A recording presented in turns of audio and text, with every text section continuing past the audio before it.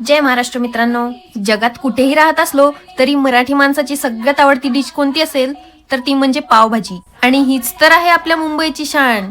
त्यामुळे वडापावनंतर पावभाजीचाच नंबर लागतो.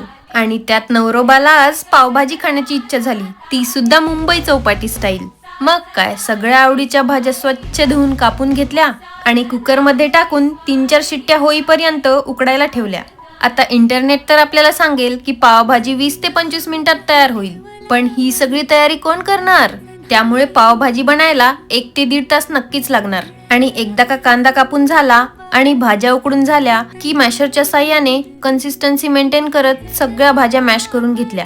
आता इथे अमेरिकेत असल्यामुळे आमच्याकडे पावभाजीचा तवा तर नव्हता, त्यामुळे एका कढईतच थोडंसं तेल आणि भरपूर सारं बटर टाकलं. त्यात कांदा, टोमॅटो, कॅप्सिकम टाकलं. त्यानंतर 1 चमचा तिखट आणि पावभाजीला थोडासा लालसर कलर येण्यासाठी बेडगी मिरची टाकली आणि पावभाजीचा मसाला टाकून मस्तपैकी मिक्स केलं. आणि मसाला रेडी झाला की सगळ्या भाज्या मिक्स केल्या आणि त्यात थोडंसं पाणी घालून मॅश करून घेतलं. त्यानंतर पावाला सुद्धा भरपूर बटर लावून तव्यावर शेकून घेतलं.